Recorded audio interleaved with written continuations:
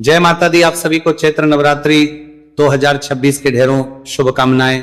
बात करेंगे कि अष्टमी कब है और नवमी तिथि नवरात्रि की कब रहेगी।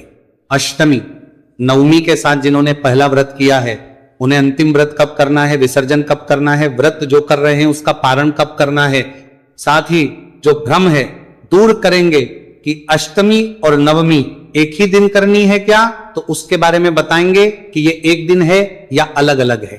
कन्या पूजन आपको कब करना चाहिए, क्या शुभ मुहूर्त रहेगा, हवन यदि आप कर रहे हैं या करते हैं तो कब करना चाहिए, किस विधि से करना चाहिए, क्या शुभ मुहूर्त रहेगा, व्रत का पारण क्या अष्टमी या नवमी को ही किया जा सकता है क्या या उसके बाद करना चाहिए, पुराणों के अनुसार नियम क्या कहते हैं। साथ ही बताएंगे कि अष्टमी को यदि आप व्रत खोल रहे हैं, आपके यहां अष्टमी होती है तो आपकी जो चौकी का विसर्जन है वो आपने किस दिन कर लेना है, नवमी करने वाले लोगों को किस दिन अपना अंतिम व्रत करना होगा और पारण और पूजन कब करना होगा, शुभ मुहूर्त क्या रहेगा। इस प्रकार से अष्टमी नवमी के बारे में विस्तृत जानकारी, पूजन कैसे करना है उसके बारे में विस्तृत जानकारी, विसर्जन कैसे करना है, कब करना है उसकी जानकारी, और अंतिम व्रत को लेके जो लोगों के बीच में भ्रम है ना, क्योंकि आप जैसे बहुत सारे हमारे दर्शक हैं जिनके कमेंट्स आ रहे हैं कि पंडित जी हमें अंतिम व्रत किस दिन करना है, अष्टमी नवमी लोग एक ही दिन बता रहे हैं, उसका क्या करना है, तो वो विशेष रूप से आपको समझाने का प्रयास किया जाएगा कि आपने अंतिम व्रत कब करना है और अष्टमी नवमी एक ही दिन है या अलग अलग जानकारी आरंभ करते हैं। उससे पहले आपसे निवेदन है कि वीडियो यदि आपको थोड़ा सा भी उपयोगी लगे तो कृपया एक बार लाइक अवश्य कर दीजिएगा, क्योंकि आपका एक लाइक व्यक्तिगत रूप से मेरे लिए बहुत महत्वपूर्ण होता है। इससे मुझे ये आभास होता है कि मेरी मेहनत सफल हो रही है कि नहीं, मेरा काम आपको अच्छा लग रहा है या नहीं, तो एक बार लाइक अवश्य कर दीजिएगा। साथ ही अपने अनुष्ठान की सफलता के लिए, अपने व्रत की सफलता के लिए कमेंट बॉक्स में अवश्य लिखिएगा जय माता दी मां, आप पर अवश्य प्रसन्न होंगे। आप देख रहे हैं सनातन धर्म का संसार ज्योतिष संस्थान का प्रतिष्ठित यूट्यूब चैनल सनातन धर्म का संसार धार्मिक क्रम। आइए बात करते हैं अष्टमी नवमी के बारे में। दर्शकों, आप सभी के चैत्र नवरात्रि के अनुष्ठान चल रहे हैं। चैत्र नवरात्रि के अनुष्ठान बहुत से लोग 9 दिन तक हैं, जिसमें पूरे 9 दिन तक व्रत किया जाता है, चौकी स्थापित की जाती है, कलश स्थापित किया जाता है, खिचड़ी आदि बोई जाती है और अखंड ज्योति जलाई जाती है। ये 9 दिन का अनुष्ठान होता है, ये 10वें दिन पूर्ण होता है। साथ ही कुछ ऐसे भी भक्तगण हैं जो माता का व्रत करते हैं पहला और अंतिम, और कुछ करते हैं प्रथम 2 दिन और अंतिम 2 दिन, इस प्रकार से जोड़ा किया जाता है। तो भिन्न भिन्न प्रकार से हमारे समाज में लोग माता का पूजन करते हैं और नवरात्रि का ये उत्सव मनाते हैं। नवरात्रि की सबसे जो तिथियां होती हैं जिसका सबको इंतजार होता है वो होती है अष्टमी और नवमी। अष्टमी और नवमी इसलिए क्योंकि दुर्गाष्टमी जो अष्टमी तिथि होती है नवरात्रि की, उसको कहते हैं दुर्गाष्टमी। दुर्गा अष्टमी को अंतिम दिन की पूजा की जाती है और इस दिन कंजकें, कन्या पूजन किया जाता है, कंजकें बिठाई जाती है और कन्या पूजन के साथ ही नवरात्रि का यह पर्व पूर्ण होता है। वहीं समाज में एक ऐसा ही वर्ग भी है जो कि नवमी को पूजन करता है, वो नवतक आराधना करता है देवी की, और नवमी के दिन कन्या पूजन किया जाता है, कंजक बैठाई जाती है और इस प्रकार से वो अपने अनुष्ठान को पूर्ण करते हैं। अब बहुत से लोग सवाल कर रहे हैं पंडित जी क्या उचित है, अष्टमी को कन्या पूजन करना या नवमी को कन्या पूजन करना। देखिए, दोनों ही उचित हैं, दोनों ही शास्त्र अनुसार हैं। महानवमी चाहे महादुर्गा अष्टमी, दोनों पर जिस भी दिन आप करना चाहें कर सकते हैं। ये इस पर निर्भर करता है कि आपके यहां कब होता आया है। अगर आप अष्टमी होती आई है आप अष्टमी कीजिए, जिनके यहां नवमी होती आई है आप नवमी कीजिए। कन्या पूजन का जो विधान है शास्त्रों में वो अष्टमी को भी है और नवमी को भी है। तो ऐसा नहीं है कि अष्टमी को जो कन्या पूजन करते हैं वो कुछ अनुचित करते हैं या ये कहें कि इससे आपको पूर्ण फल प्राप्त नहीं होता, ऐसा नहीं है। अष्टमी को भी कन्या पूजन उतना ही शुभ और मंगलकारी है जितना कि नवमी को। अंतर जो है ना वो कन्या पूजन से उत्पन्न नहीं होता, अंतर उत्पन्न होता है विसर्जन से। अंतर उत्पन्न होता है कि आप 9 दिन का अनुष्ठान अगर है तो पूर्णता कब होगी। कन्या पूजन आप अष्टमी नवमी दोनों दिन कर सकते हैं, लेकिन यदि आपका नियम यह है कि आप 9 दिन का अनुष्ठान कर रहे हैं तो जो पूर्णता है ना वो 10वें दिन होगी। अगर आपने चौथी बिठाई है, 9 दिन का अनुष्ठान रखा है तो जो विसर्जन आप करेंगे ना वो 10वें दिन करेंगे।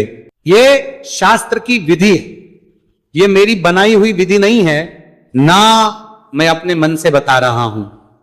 पुराण कहते हैं कि 9 दिन का दुर्गा अनुष्ठान होता है, 10वें दिन उसका पूजन हवन और विसर्जन होता है।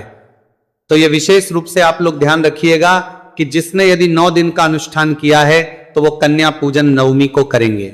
लेकिन जो विसर्जन होगा, माता की चौकी आपने लगाई है, अखंड ज्योत जो जली है वो 10वीं को ही विसर्जित होगी, 10वीं को ही हटाई जाएगी, उससे पहले आप उसे नहीं हटा सकते।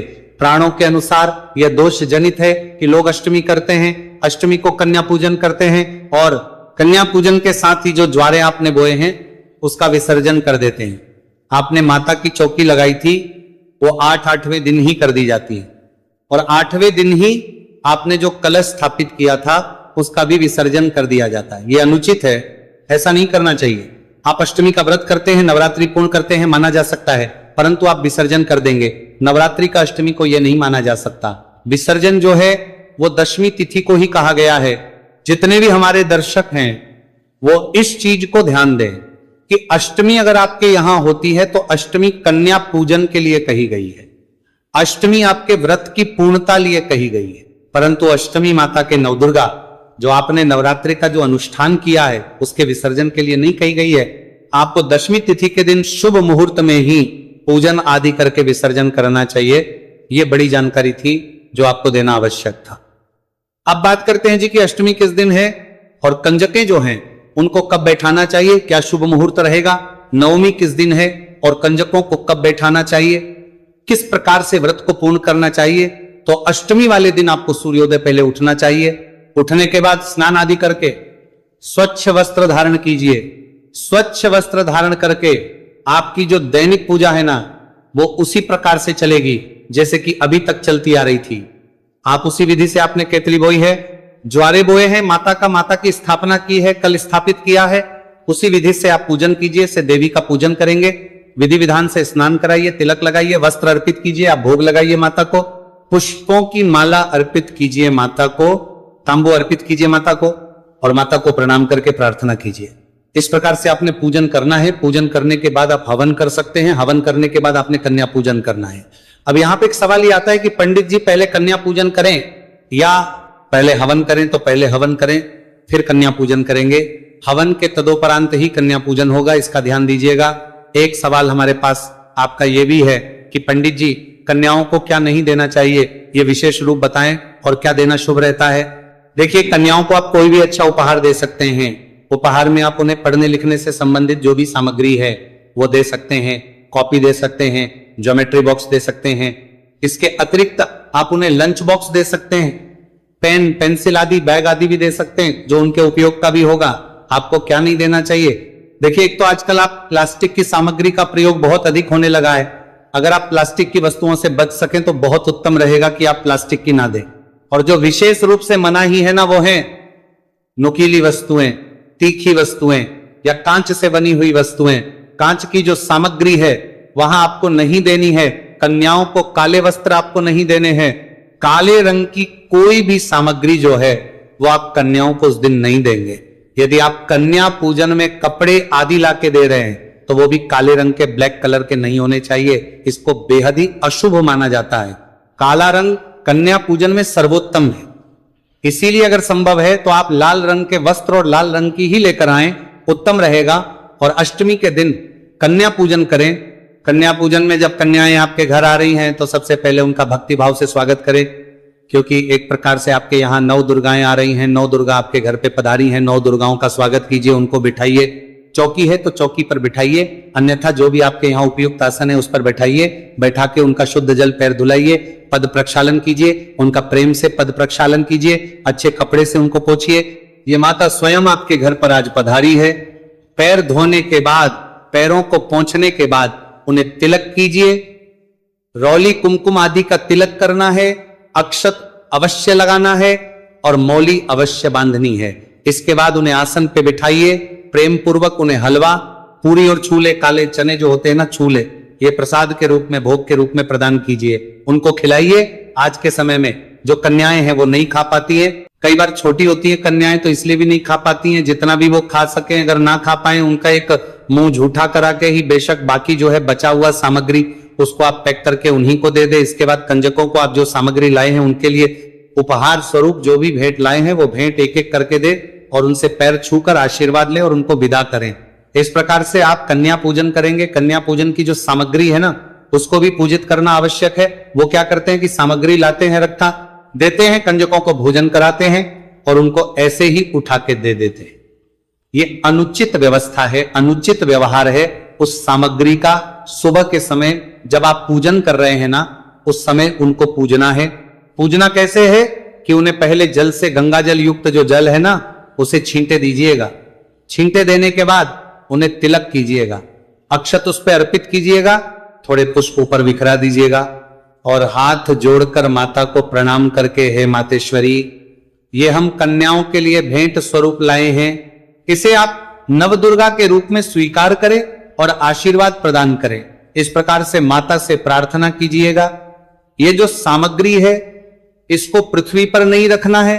जो 9 आइटम जो भी आप लाए हैं ना इनको किसी थाल में सजाइएगा पूजा के समय पे और उसी में रखे रखिएगा। ये बात आप ये दे दीजिएगा। तो इस प्रकार से आपने अष्टमी को पूजन करना है सुबह का और कन्या पूजन करना है। आपके घर में यदि आपने चौकी लगा के रखी है तो उसको वैसे ही रहने दीजिएगा। आपने अगर आपके घर में कल से स्थापना की है तो उसको भी वैसे ही रहने दीजिएगा। याद रखिएगा कि जो लोग अष्टमी कर रहे हैं वो केवल कन्या पूजन करेंगे, विसर्जन नहीं होगा। और नियम तो यही रहेगा कि जब तक चौकी आपके घर में है आपको आदि का प्रयोग नहीं करना चाहिए। ये बात अलग है कि लोग अपनी सहूलियत के अनुसार, अपनी सुविधा के अनुसार चीजों को परिवर्तित कर लेते हैं। उनको लगता है कि अब हम अधिक दिनों तक लहसुन प्याज के बिना नहीं रह सकते तो अष्टमी को ही सब प्रवाहित कर देते हैं और उसके बाद अष्टमी के शाम को ही वो अपने हिसाब से जो भी खाना होता है, जो अनुचित व्यवहार भी हो सकता है, तामसिक पदार्थों का प्रयोग भी होता है, उसमें आप लग जाते हैं। शास्त्र ये कहते हैं कि संयम बहुत आवश्यक है। पूजा का दूसरा नाम संयम है। यदि आपके जीवन में संयम नहीं है, ये जो पूजा है जो आप कर रहे हैं ये व्यर्थ है। दिखावे की पूजा करना बंद कीजिए, मन से विचार अच्छे रखिए और ये ना सोचिए कि ये आपके ऊपर किसी प्रकार की पाबंदी लगी है। आपका मन करता है स्वतः किसी चीज को त्यागने का तो त्यागिए। अगर मन नहीं करता है तो इस प्रकार की पूजा पाठ आपको नहीं करने चाहिए। ऐसा नहीं कि आप दुखी होकर कोई पूजा पाठ कर रहे हैं, उसका कोई लाभ नहीं होता है। यदि किसी को इसकी बहुत जल्दी है कि जल्दी से ज्वारे आदि और जो चौकी आदि है इसका विसर्जन किया जाए जिससे कि हम अपने हिसाब से चीजों को खा सके, तो वह अनुचित व्यवहार है। इसके लिए आप माता की पूजा को पहले समाप्त नहीं कर सकते। नवमी तिथि की बात करें और किस दिन आपको कन्या पूजन करना है, अष्टमी, नवमी कब है, शुभ मुहूर्त कब है, इसके बारे में बताएं। उससे पहले जानते हैं आपका एक बहुत ही महत्वपूर्ण सवाल जो हमारे पास आ रहा है कि अंतिम जो व्रत होगा, क्योंकि बहुत से लोग हैं जो पहला व्रत करते हैं और अंतिम व्रत करते हैं, तो वो अंतिम व्रत हमें कब करना चाहिए, किस तिथि पर करना चाहिए। देखिए दर्शकों, ये आपके ऊपर निर्भर करता है कि अंतिम व्रत आप कैसे करेंगे। ये इस प्रकार से आपके ऊपर करता है कि आपके यहां अष्टमी की जाती है या नवमी की जाती है। अगर अष्टमी आपके यहां की जाती है तो आप सप्तमी को व्रत करेंगे, और यदि आपके यहां नवमी की जाती है तो अंतिम व्रत आपका अष्टमी को होगा। यहां एक और संशय आपका दूर करें जो आपके मन में किसी ने टाल दिया होगा कि सप्तमी और अष्टमी एक ही साथ है क्या। जी नहीं, सप्तमी और अष्टमी दोनों अलग अलग दिन है, दोनों एक साथ नहीं है। एक नवरात्रि कम हुई थी लेकिन वो नवरात्रि तिथि थी तृतीया, इसीलिए दूसरा और तीसरा नवरात्रि एक साथ था, द्वितीया और तृतीया नवरात्रि एक साथ थे। अभी जो तिथि है वो सब एक एक दिन में एक एक तिथि है, चाहे वो चौथी हो, पांचवी, छठी, सातवीं, सब तिथियां एक एक दिन में पूर्ण रूप से है। इसीलिए सप्तमी अष्टमी एक नहीं, और अंतिम व्रत नवमी करने वाले अष्टमी को करेंगे और जो अष्टमी करते हैं वो अंतिम व्रत सप्तमी को करेंगे। इसी प्रकार से अब बात करते हैं कि जिनके यहां पे नवमी पूजी जाती है वो किस प्रकार से पूजन करेंगे। भगवान रामचंद्र का पूजन भी किया जाएगा क्या।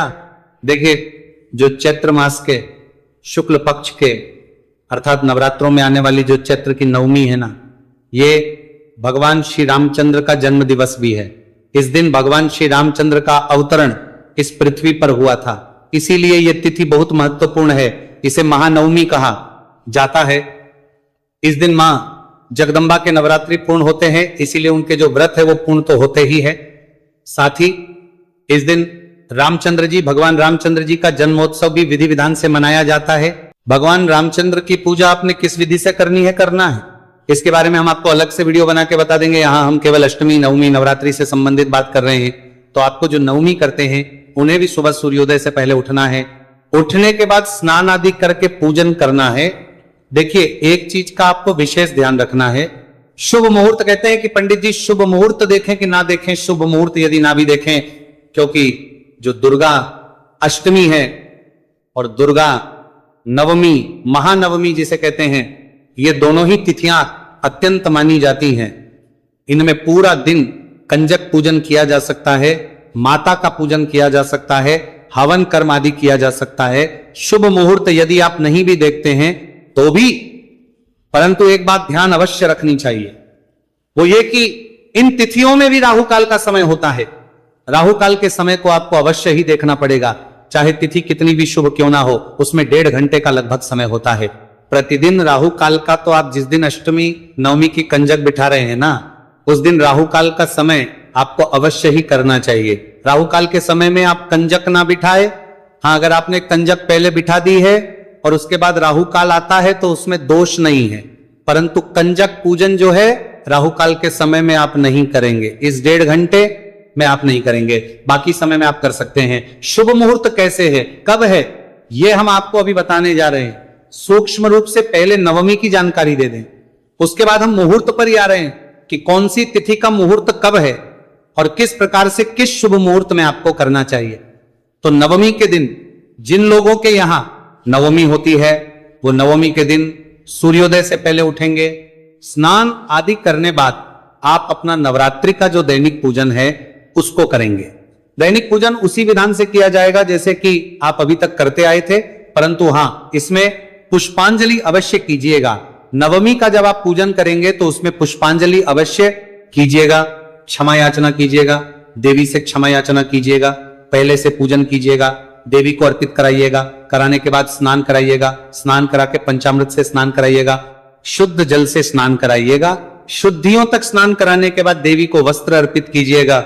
आप अष्टमी व नवमी को माता को श्रृंगार की सामग्री अवश्य ही अर्पित करनी है, यह हम बता रहे हैं सभी के लिए। नवमी को बीजे का अर्पित करनी है, और चाहे आपने 9 दिन का अनुष्ठान रखा है, चाहे आप केवल अष्टमी नवमी करते हैं, एक ही दिन करते हैं, आपको इस दिन माता को श्रृंगार की वस्तुएं अवश्य अर्पित करनी चाहिए।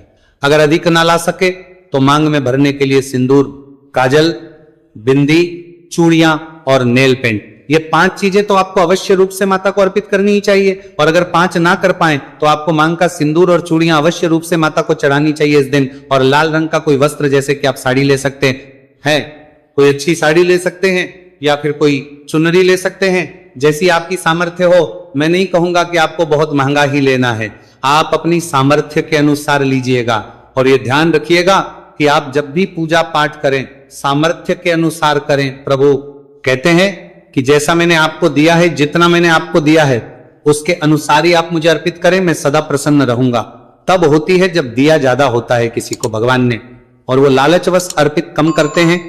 वहीं भगवान जो आर्थिक रूप से कमजोर लोग हैं उनके लिए भी कहते हैं कि मैंने यदि आपको अधिक नहीं दिया है, कि आपकी किस्मत या जो भी आपके कर्म रहे होंगे उसके अनुसार यदि आपको कम मिला है तो कभी भी मुझे अधिक आवश्यकता नहीं है अर्पित करने की। ऐसा नहीं है कि यदि एक स्वर्ण से मुझे पूज रहा है तो आप भी स्वर्ण से ही पूजिए, जो आपकी सामर्थ्य है ना उसके अनुसार पूजिए, श्रद्धा से पूजिए, भक्ति भाव से पूजिए।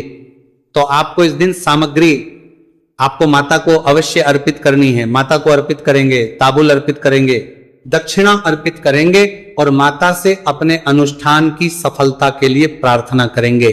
जो पूजा विधि है अंतिम दिन की, वो पूजा विधि का हम विशेष वीडियो बनाएंगे आपके लिए, उसको आप अवश्य देख लीजिएगा। यहां पर केवल हम कन्या पूजन से संबंधित जो लोग, क्योंकि देखिए सभी लोग जो है पूजन नहीं करते हैं, इसीलिए कन्या पूजन से संबंधित आपको जानकारी दे रहे हैं और जानकारी दी जा रही है कि अष्टमी, नवमी, सप्तमी कब करनी है, अंतिम व्रत कब करना है। जो सामान्य जानकारी होती है सभी के लिए, वो जानकारी इस वीडियो में प्रदान की जा रही है।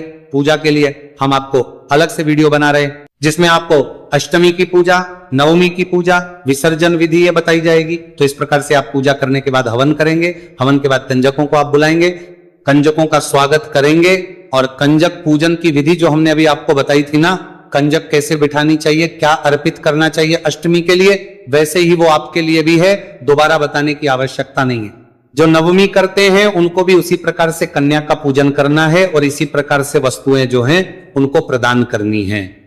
बात आती है कि सप्तमी, अष्टमी, नवमी तिथियां जो है वो किस दिन है, क्योंकि जो व्रत करना है वो किसी ने सप्तमी को करना है, किसी ने अष्टमी को करना है, कन्या पूजन किसी ने अष्टमी को करना है और किसी ने नवमी को करना है। तो इन तीनों तिथियों के बारे में आपके लिए जानना आवश्यक हो जाता है कि जो लोग सप्तमी का व्रत करते हैं ना, तो इस वर्ष चैत्र नवरात्रि 2026 में सप्तमी का व्रत आपको करना चाहिए। 25 मार्च को सप्तमी रहेगी। प्रातःकाल 7:41 से और 9:01 तक का समय शुभ रहेगा पूजा पाठ के लिए, और 11:01 से और 11:58 में भी शुभ मुहूर्त रहेगा। इसमें आप अपना पूजन आदि कार्य कर सकते हैं। और जो अंतिम व्रत कर रहे हैं सप्तमी का, वो इसी दिन करेंगे, क्योंकि कुछ लोग अष्टमी करते हैं ना, वो अपने अनुष्ठान को सप्तमी पर पूर्ण करते हैं। मैं यहां फिर बता दूं कि नियम कहता है कि आपको 9 दिन तक पालन करना चाहिए और 10वें दिन विसर्जन करना चाहिए। और अब बात करते हैं कि अष्टमी कब रहेगी। जो नवमी करते हैं वो अष्टमी को व्रत करते हैं, या पहला या अंतिम व्रत करने का जो नियम है, तो अष्टमी को व्रत करते हैं या अष्टमी को कन्या पूजन करते हैं, तो अष्टमी तिथि रहेगी 26 मार्च को। 26 मार्च को हवन, पूजन, कन्या पूजन आदि के लिए शुभ समय रहेगा। प्रातःकाल 6:41 से और 7:28, और उसके बाद 11:01 से और 11:49। इस समय में आप हवन, पूजन आदि कार्य कर सकते हैं, कन्या पूजन आदि कार्य कर सकते हैं। अब बात करेंगे नवमी के बारे में।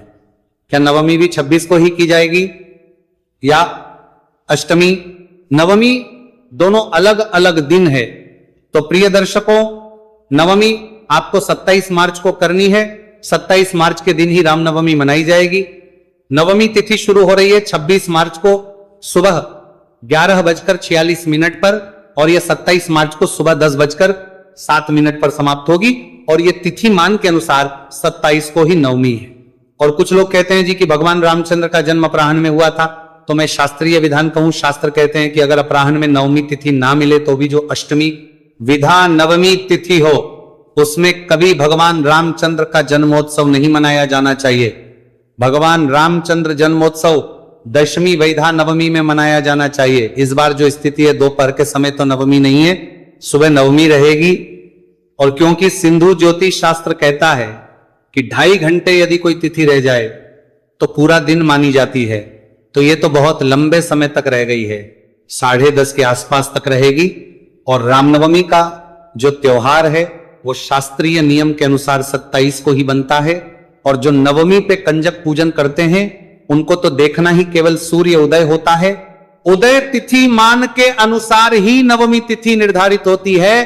कन्या पूजन जिस भी किसी को करना है, नवमी जिस भी किसी के घर में देवी पूजा की होती है, तो आपको नवमी मनानी है। 27 तारीख को 26 का कोई औचित्य ही नहीं है। नवमी मनाने का अगर कोई कह रहा है तो वो अनर्गल बातें हैं, उन पर आपको विश्वास नहीं करना चाहिए। किसी भी नियम, भगवान रामचंद्र के जन्म के नियम के अनुसार भी 27 उत्तम है। और क्योंकि देवी की पूजा तो उदया तिथिमान के अनुसार ही निर्धारित होती है नवमी तिथि में, तो इसीलिए अवश्य रूप से 27 और केवल 27।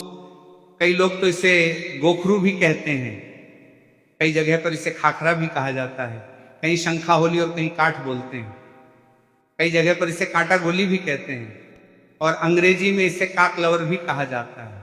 गांव में अक्सर सभी बच्चे ने यही काक लवर से एक दूसरे को मार करके अपना मन को प्रसन्न किया होगा। मैं भी बचपन में अपने दोस्तों के कपड़े में इसे चिपकाया करता था। इन्हीं को देख करके हम अपने बचपन से जवान हुए हैं। इसे ज्यादातर गांव, खेत, खलिहान में पाया जाता है। अगर साफ शब्दों में कहूं तो काक लवर सोने, चांदी, हीरे, मोती से भी अधिक ज्यादा कीमती होता है दोस्तों। और आज मैं आपको इसके बीज के बारे में जो प्रयोग बताऊंगा, इसका जो बीज होते हैं वो कांटे युक्त होते हैं। जनवरी और फरवरी के महीने में इसमें बीज आना शुरू हो जाते हैं। पहले हरे रंग के बीज होते हैं, फिर धीरे धीरे ये भूरे रंग के बीज बन जाते हैं और ये बहुत ही औषधि गुण से भरपूर होता है। दोस्तों, शायद आपको पता नहीं होगा कि ये बहुत ही अच्छी जड़ी बूटी है